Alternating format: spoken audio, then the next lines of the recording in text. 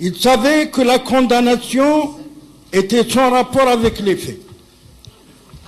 Le vendredi 8 février 1957, Robert Lacoste s'entretient longuement avec le président René Coty au sujet de l'affaire Yvetot. Y a-t-il des hésitations? René Coty envisage-t-il une mesure de grâce? Robert Lacoste se fait le porte-parole de ceux qui veulent des têtes. Le dimanche 10 février 1957, le matin, un télégramme part de Paris. La grâce présidentielle est refusée. Dans l'après-midi, le téléphone sonne chez Albert Smadja. C'est le bâtonnier Perrin. La grâce a été refusée. Yvetot sera exécuté demain matin. Préparez-vous à assister à l'exécution des deux autres... Préparez-vous à assister à l'exécution. Deux autres exécutions auront lieu en même temps. Les avocats ne sont pas à Alger. Vous êtes commis d'office pour assister ces deux condamnés à mort.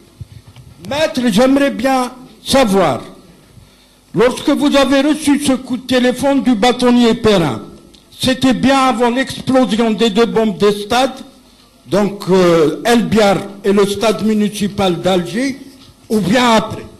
Je vous remercie.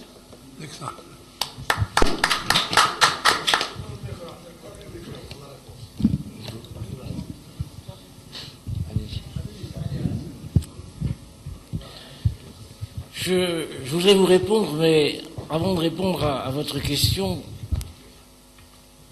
je vais dire quelques mots à propos de ce que j'ai entendu tout à l'heure, de cette dame que je ne connais pas, et qui est partie, je regrette, car je me serais adressé directement à elle.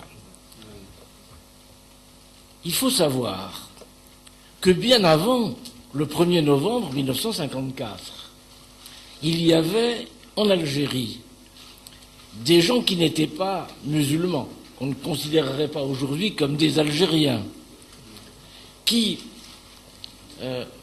militaient dans des organismes, dans des organisations politiques, en vue de l'indépendance future de l'Algérie, à une époque où la guerre, où les opérations militaires n'avaient pas encore commencé. Ce n'est donc pas un fait nouveau qui est apparu uniquement après le 1er novembre 1954. Il y avait un mouvement politique, très divers d'ailleurs. Les motivations des uns et des autres étaient différentes, mais ils étaient tous animés de ce qui était essentiel, la lutte contre le régime colonial et la libération, pour certains, l'indépendance pour l'autre, de l'Algérie qui avait le droit de prendre en main sa propre destinée.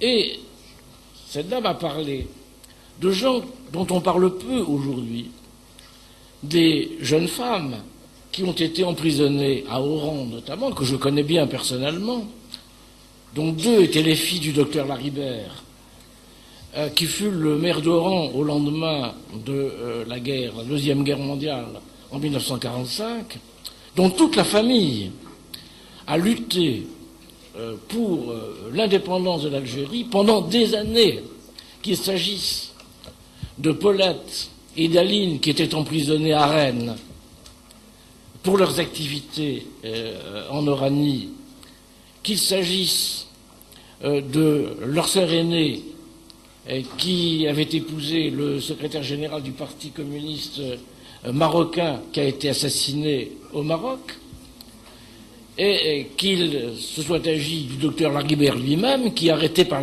les parachutistes en 1957, n'a pas été interné au camp comme la plupart d'entre nous, tout simplement parce que c'était un héros de la guerre 39-45, qu'il avait infiniment plus de médailles que les parachutistes qui venaient l'arrêter, et qui a été tout simplement expulsé en 1957, pendant que son gendre, Robert Manaranche, lui, était emmené à Ben Aknoun avant d'être transféré au camp de Lodi. Alors, il faut savoir que les Algériens avaient pour soutien un assez grand nombre de ce qu'on appelait des Français d'Algérie ou des Européens d'Algérie.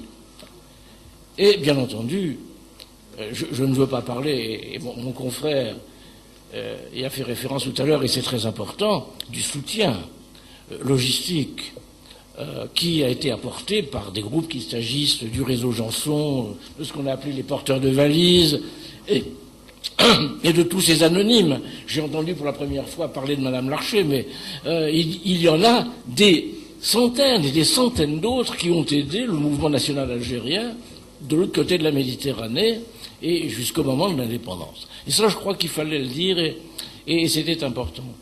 Alors, pour répondre à votre question,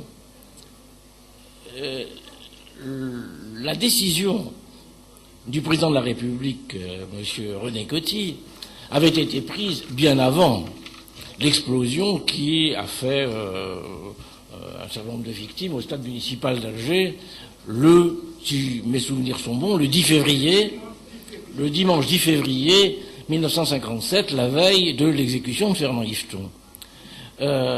Moi-même, je n'étais pas encore informé. Là, il faut savoir que l'information à l'époque ne passait pas aussi vite qu'aujourd'hui. Aujourd'hui, lorsqu'il se passe quelque chose au Venezuela ou au fond de l'Afrique, on le sait dans les minutes qui suivent. À l'époque, les communications étaient beaucoup plus difficiles, et je ne l'ai appris que tard dans l'après-midi. Le bâtonnier Perrin, lui, m'a téléphoné, il était déjà 8 heures du soir, parce que il avait...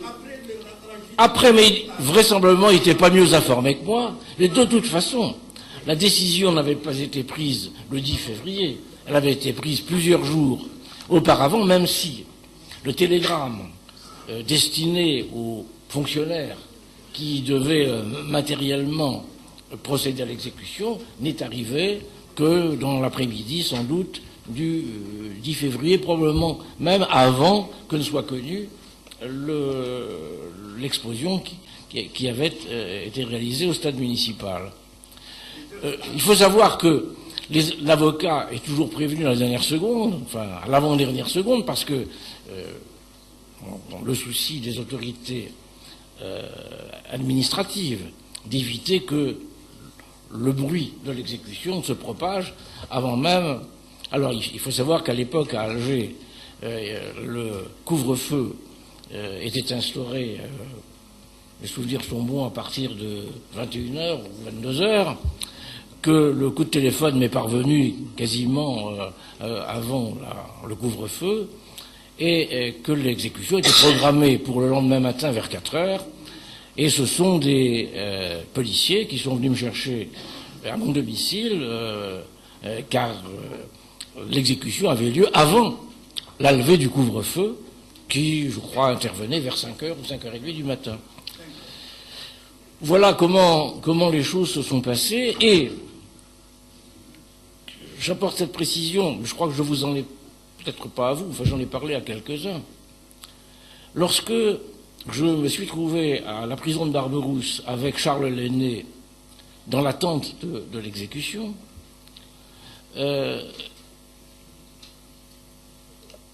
on attendait, parce que Fernand Yveton n'était pas le seul qui devait être exécuté ce jour-là, il y en avait 3. Il y avait 2 et 2 de ses compagnons pour lesquels le bâtonnier Perrin avait commis d'office la veille, parce que leurs avocats, qui sans doute étaient partis à Paris soutenir le recours en grâce, n'étaient pas encore rentrés.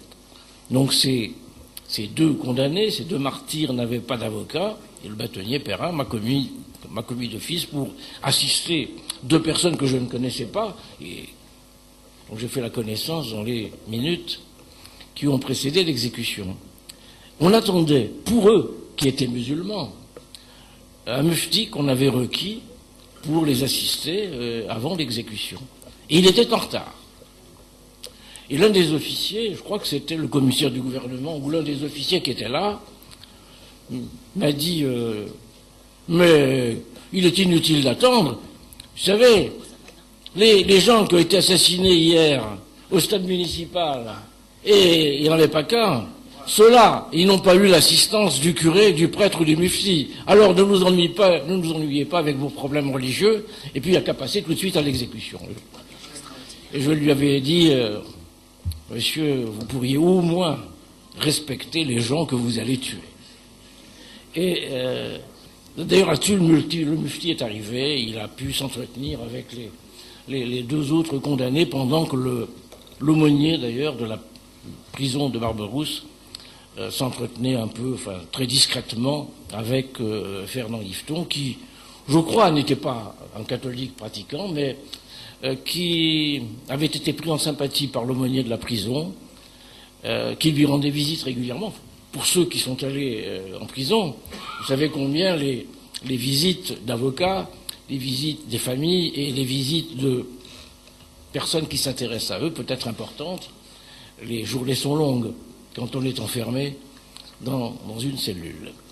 Voilà comment les choses se sont passées ce 11 février 1957. Quelqu'un a parlé tout à l'heure des conditions dans lesquelles Fernand Yveton a été inhumé. Moi, dès l'après-midi du 11 février 1957, j'ai entrepris des démarches pour que le corps soit remis à sa famille. Il y avait son père, il y avait sa femme, et malheureusement, on ne m'a pas laissé le temps de poursuivre mes démarches, puisque le surlendemain, rentrant de mon cabinet, il y avait quelques policiers qui m'attendaient et qui m'ont offert 2 années de grandes vacances pendant lesquelles j'ai pu réfléchir à bien des problèmes. Voilà ainsi. Alors, c'est son frère, qui était très jeune à l'époque, hein, qui avait, je crois, une vingtaine d'années, ou à peine plus, ou 17, oui, vous, 23 ans, qui s'est occupé, avec les membres de sa famille, d'obtenir la restitution du corps et de procéder à l'enterrement rapide. Voilà, alors, je sais que il y a beaucoup l'émotion, les trains, il ne peut pas parler, il est impossible de vous le dire, donc je vous le dis à sa place. Je n'ai pas été personnellement témoin de cela, puisque je n'étais déjà plus là. Mais voilà comment les choses se sont passées. Alors je crois qu'ensuite, il y a peut-être eu des modifications, je ne sais pas. Ou est-il resté à l'endroit même? Ou je ne crois pas. Hein. Je crois qu'effectivement, le corps a été transféré ailleurs. D'ailleurs, nous avons l'intention, avec mon ami Marigny et Louis Yveton et sa femme, de nous rendre aujourd'hui ou demain au cimetière pour le recueillir sur sa tombe et celle de quelques autres. Et puis j'ai entendu parler de quelqu'un dont personne ne parle aujourd'hui. Il s'appelait Tuvny, il était avocat. Il était